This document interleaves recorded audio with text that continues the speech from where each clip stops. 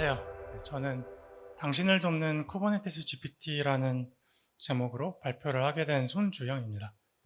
발표를 들어주셔서 굉장히 감사하다는 말씀을 먼저 드립니다. 제 소개를 먼저 드리면 저는 손주영이고요. 현재 쿠버네티스 GPT의 그 오픈소스 프로젝트의 멤버로 현재 참여하고 있고요. 또 업스테이지라는 스타트업에서 소프트웨어 엔지니어로 일하고 있습니다. 그리고 5개월 아이의 아빠입니다. 이 사진은 제가 이 발표자로 신청한 날, 그때 아이가 태어난 지 한 3, 4일 되었는데, 그때 바로 찍어가지고 그냥 올렸던 사진입니다. 그래서 쿠버네티스 GPT에 대해서 소개를 먼저 드리면, 이제 이 프로젝트는 모두에게 쿠버네티스 파워를 이라는 모토로 이제 쿠버네티스 사용자들이 좀 더 LLM을 이용해서 좀 더 문제를 좀 쉽게 해결할 수 있도록 좀 도와주는 프로젝트이고요. 이제 좀 세부적인 기능을 보기 전에 이게 어떻게 동작하고 간단한 데모를 먼저 보시겠습니다.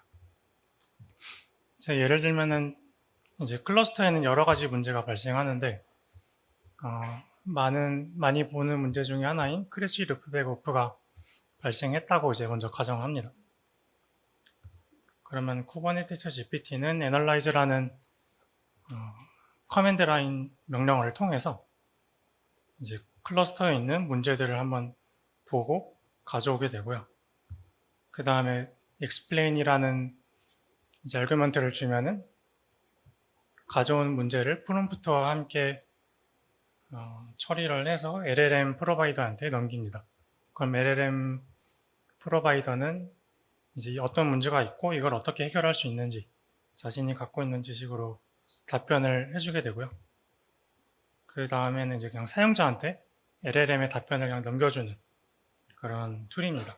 그래서 이 쿠버네티스 GPT는 CLI로도 동작을 하고 서버 형태로 동작해서 만약에 서버로 띄우면은 그냥 거기다가 요청을 보내가지고 CLI처럼 사용할 수도 있습니다. 네, 다음은 데모인데요. 데모는 스크린샷 여러 장으로 준비를 했습니다. 그래서 제가 클러스터에 띄운 건데 PVC를 하나 띄웠습니다.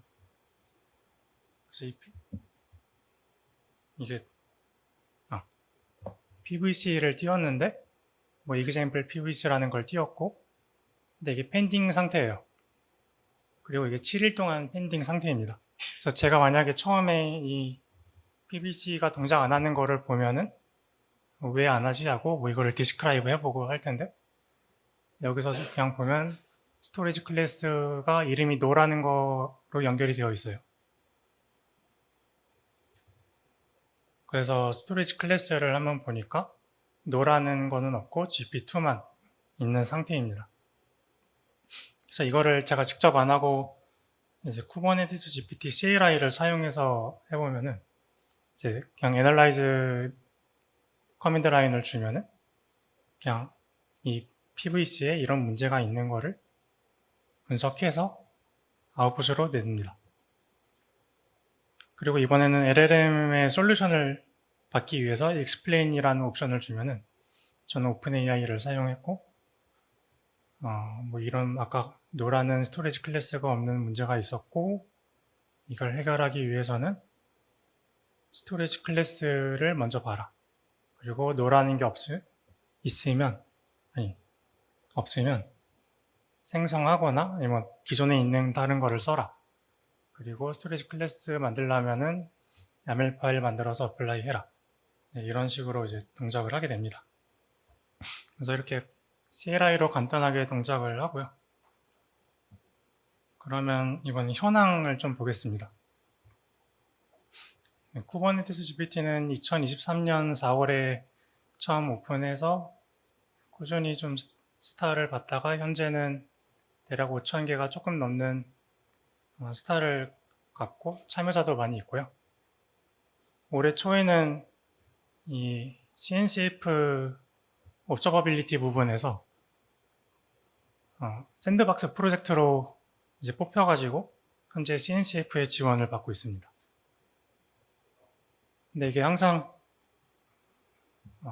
지금까지 뭔가 잘 진행되고 있었던 것처럼 보이지만 이제 한 번의 공격이 있었고요. 이 두뇌파라고 제가 지었는데 이 두뇌파는 이제 AI를 믿지 않는 반 LLM 파입니다.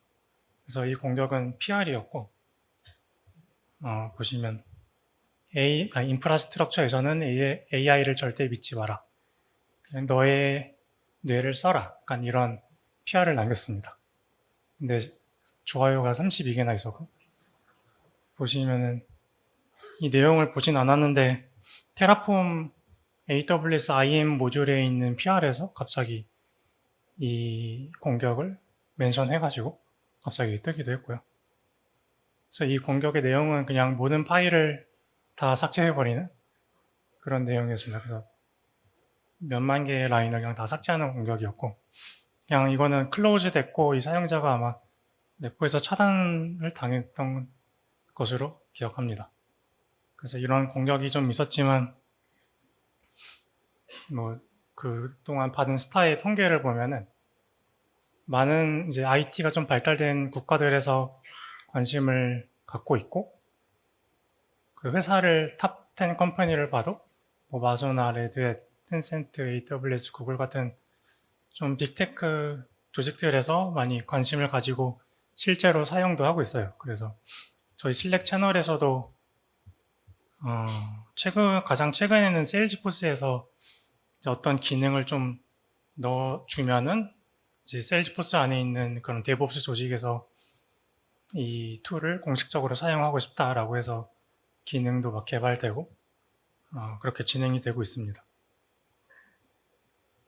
그리고 한번 GitHub에 트렌딩 래퍼로 뽑혀가지고 GitHub의 메인 페이지에 이렇게 한번 올라가기도 했고요.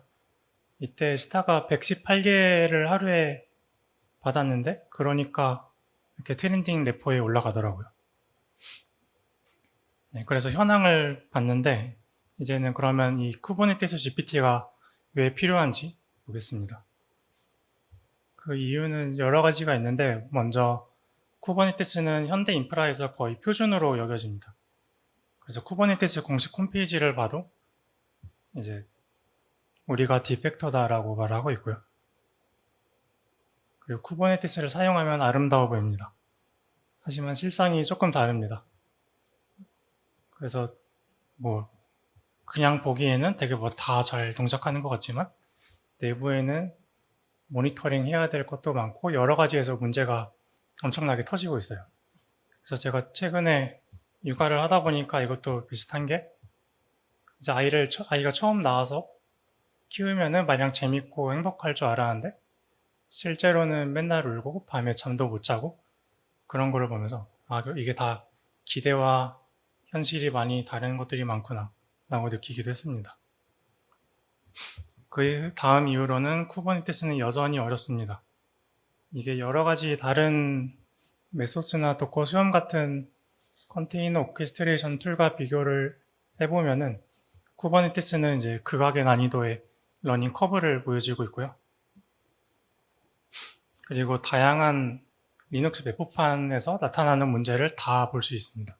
그래서 OS만 보면은 레드햇이나 우분투, 로키 등등이 있고 또 얘네가 각각의 버전들이 다 있고 CNI, CLI, CSI도 있는데 이 각각이 또 한 개씩 있는 게 아니고 되게 여러 가지 많은 것들이 있어요.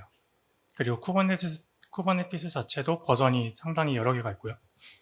그래서 제 개인적인 경험으로는 이제 고객사에 한번 제가 직접 쿠버네티스 클러스터를 구성하러 간 적이 있는데 거기서 인프라를 좀 고객사 상태에 맞춰야 되다 보니까 레드햇을 썼는데 레드햇도 최신 버전이 아니고 되게 옛날 버전 레드햇을 썼던 적이 있고요.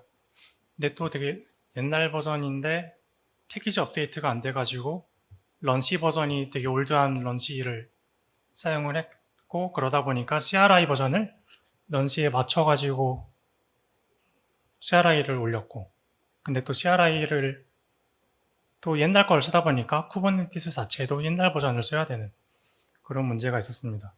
그러다 보니까 제가 익숙한 환경이 아니다 보니까 이제 굉장히 많은 제가 그동안 보지 못했던 문제들을 만났던 기억이 있습니다.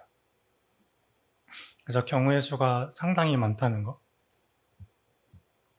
그리고 마지막으로 팔로우 하기에는 업데이트가 너무나 많아요.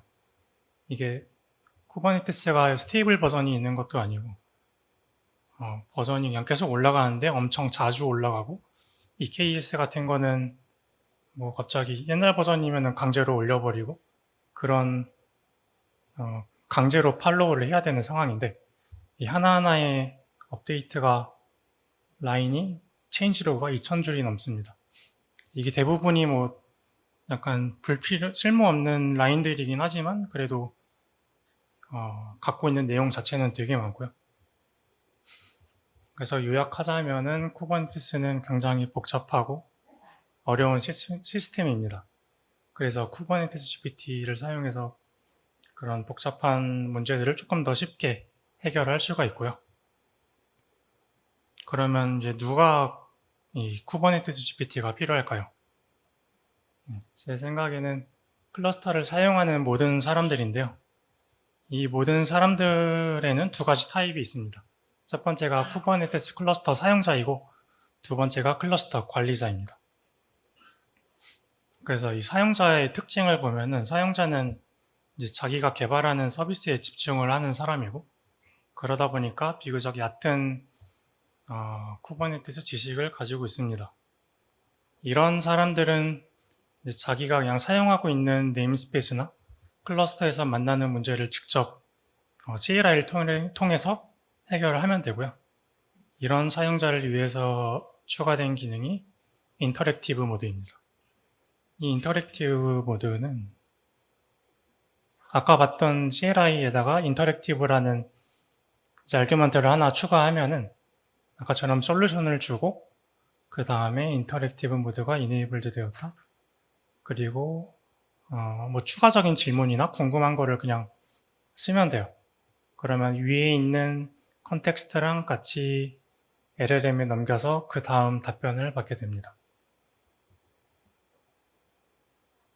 그리고 두 번째 타입이 아마 여기 계신 많은 분들이 속할 관리자인데요.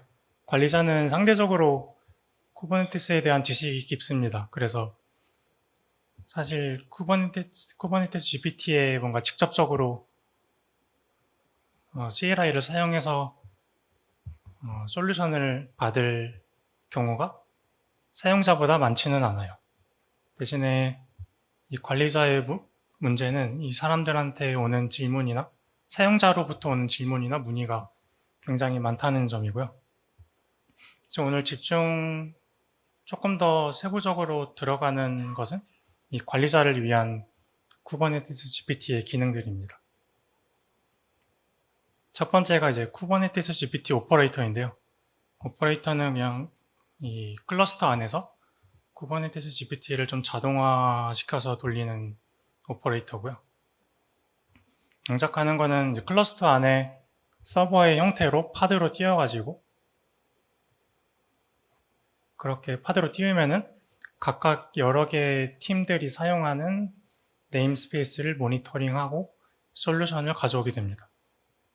근데 큰 조직들에서는 각각의 팀이 네임스페이스를 쓰는 게 아니고 클러스터 하나를 통째로 받아서 쓰는 경우가 많은데요. 그런 경우를 위해서 멀티 클러스터 모니터링도 지원을 합니다. 그러면 이 관리자가 갖고 있는 클러스터에서 다른 클러스터를 이제 모니터링 하게 됩니다. 그래서 이렇게 문제를 가져오고 솔루션을 LLM을 통해서 받으면은 이걸 해당 팀이나 개인한테 전파를 해야 되는데요. 그걸 위해서 슬랙이나 팀즈 같은 메신저에 통합이 돼서 메시지를 보내는 기능이 있습니다.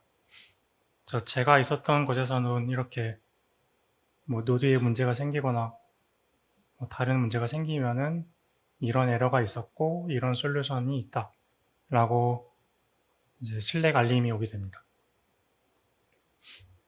다음은 커스텀 로직인데요. 이게 세일즈포스에서 되게 요청을 했던 기능이고, 이거는 이제 조직 내에서 클러스터나 서비스를 운영하다 보면은 일반적으로 쿠버네티스는 문제라고 판단하진 않는데 그 도메인에서는 문제라고 판단하는 상황들이 있습니다. 그런 이제 커스텀한 문제들을 플러그인처럼 넣을 수 있는 기능이고요. 제가 실제로 제가 있는 조직에서 사용했던 거는 이제 가용 가능한 GPU가 n개 이하일 때나 어떤 n분 동안 돌아야 하는 크론잡이 n분 이상 돌고 있을 때 이걸 이제 문제로 보고 이 문제를 LLM에 넘긴 다음에 솔루션을 받고 슬랙으로 알림을 주고 이런 형태로 했었고요. 그리고 오퍼레이터의 프로메테우스 매트릭을 지원해가지고 이렇게 그라파나 대시보드를 구성할 수 있습니다. 그래서 대시보드 보시면은 이거는 어떤 종류의 리소스, 그러니까 카인드에 문제가 있는지, 그리고 몇 개의 문제가 총 발생했는지, 그리고 이거는 각각의 문제가 얼마나 오랫동안 지속이 되었는지 이런 것들을 매트릭을 제공을 하고요. 그리고 밑에 있는 거는 그냥 오퍼레이터에서 제공하는 매트릭들입니다. 그리고 많은 조직과 특히 대기업들에서 이 보안이 좀 그러니까 보안이 빡센데 그거를 요구사항을 충족하기 위한 기능입니다. 그래서 익명화를 시키는 기능이고, 만약에 파드에 이제 네임에는 좀 비교적 민감한 데이터가 들어가는데 이런 민감한 데이터를 쿠버네티스 GPT 안에서 익명화 처리해가지고 그냥 의미 없는 스트링으로 바꿉니다. 그리고 이거를 LLM 프로바이더한테 넘기게 되고요. 근데 사실 대부분 회사들에서 외부에 있는 LLM 프로바이더 쓰는 거를 보수적으로 생각을 합니다. 데이터 넘어가는 것 자체를 좀 안 좋아하기 때문에. 그래서 그렇다면은 그냥 사내망 안에다가 올라마나 아니면 로컬 AI 같은 이제 로컬에서 돌릴 수 있는 LLM 서빙 서버를 열어두고 사내망에서만 이 네트워크가 돌도록 진행을 할 수가 있습니다. 그래서 오늘 DevOps를 위한 쿠버네티스 GPT의 기능은 여기까지고요. 다음은 커뮤니티인데요. 이게 LLM이 접목된 프로젝트다 보니까 사람들이 되게 관심을 많이 갖고 뭔가 재밌는 프로젝트를 많이 진행을 합니다. 그래서 제가 가장 기억에 남는 것 중에 하나가 이 쿠버네티스 GPT를 위한 LLM 파인튜닝 데이터셋인데요. 이렇게 이 레포에 이 사람이 올려놨고, 이거는 스택 오버플로우에 쿠버네티스 태그가 들어있는 질문 답변 셋을 다 모아가지고 LLM이 파인튜닝 할 수 있는 형태로 후처리한 데이터 셋입니다. 그래서 이건 허깅 페이스에 올라가 있어서 직접 다운받아가지고 뭔가 해볼 수 있는 데이터고요. 그리고 이 데이터 셋을 가지고 실제로 여기 파이3 미니를 가지고 파인튜닝 해서 허깅 페이스에 올려둔 분이 또 있어요. 그래서 이걸 실제로 허깅 페이스 프로바이더를 사용해서 이 모델을 사용할 수가 있고요. 실제로 해보면 성능이 그렇게 좋지는 않은데 데이터가 너무 적고 이게 개인 프로젝트다 보니까 학습량이 그렇게 많지도 않았고요. 성능은 낮지만 뭐 이런 가능성을 좀 보여주는 프로젝트라고 생각을 해서 되게 기억에 남았습니다. 네, 그래서 오늘 발표는 준비한 거는 여기까지고요. 이제 저희 레포나 슬랙 채널에서 오셔가지고 뭐 궁금한 거나 아니면은 뭐 조직에 도입하고 싶은데 뭐 잘 안 된다. 아니면 이런 기능이 있으면 좋겠다라는 거를 그냥 편하게 올려주시면 돼요. 보통 이 GitHub 레포보다는 슬랙으로 많이 와가지고 더 많이 물어보듯이 그러더라고요. 그냥 스레드로 이것저것 계속 물어보면서 실제 조직에 도입한 사례가 많아가지고 슬랙을 좀 더 많이 사용하는 것 같습니다. 네, 발표 이상입니다. 감사합니다.